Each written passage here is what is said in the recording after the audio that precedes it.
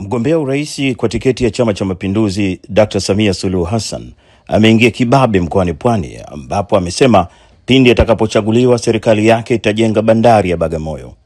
Akizungumza katika mkutano mkubwa wa kampeni mjini Kibaha, Rais Samia alisema bandari hiyo itaunganishwa na reli ya SGR. Lakini mkitupa ridhaa mbele tunakoendelea, tunakwenda kuijenga bandari ya Bagamoyo katika eneo la Mbegani.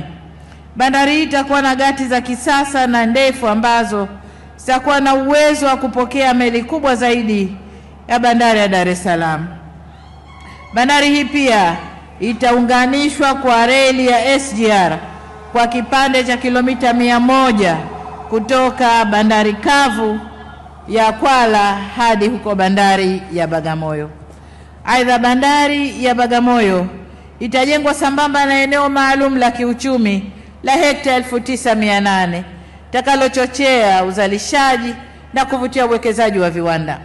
Tumekamilisha upembuzi yakinifu na usanifu wa mradi wa bandari na eneo huru la biashara.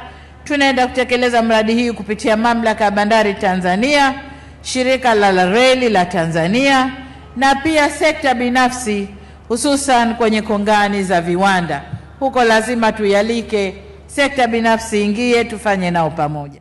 Kwa upande wake, mgombea mwenza wa Rais Samia, Balozi Dr. Emmanuel Nchimbi, yeye amewaambia wananchi wa Kigamboni mwanzoni mwa ziara yake ya kampeni jijini Dar es Salaam ya kwamba serikali itakayoongozwa na Mama Samia imejiwinda kuondoa adha ya uegeshaji magari katika kivuko cha Kigamboni. Tunakusudia kupanua maegesho katika kivuko cha Magogoni na Kigamboni. Hapo je? Na nia ya kupanua maegesho ni kuondoa foleni, lakini pia kufanya magari yawe mengi zaidi yanayokwenda kupaki.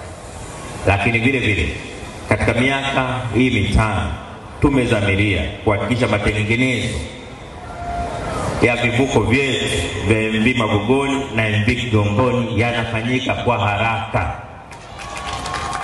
Tukirejea tena huko Kibaha mkoani Pwani, ambako Rais Samia anaongoza mapambano ya kukipigia chapuo chama chake cha CCM kwa wananchi kushika tena dola, ametangaza mpango wa kupeleka bomba la gesi mkoani humo ili kuchochea ukuaji wa viwanda. Mtandao wa gesi kutoka Kinyerezi kwenda Chalinze ambao utakuwa na matoleo kuelekea kwenye maeneo ya uwekezaji ya Tamko, Zegereni, Kwala na Bagamoyo. Kwa sasa kandarasi mshauri anaendelea na tathmini ya njia ya kupitisha bomba la gesi, na ujio wa gesi hapa utazidi kuvutia uwekezaji mkoani humu, kwani viwanda vitaweza kuendeshwa kwa gharama nafuu zaidi na bidhaa zinazozalishwa zitapungua bei yake.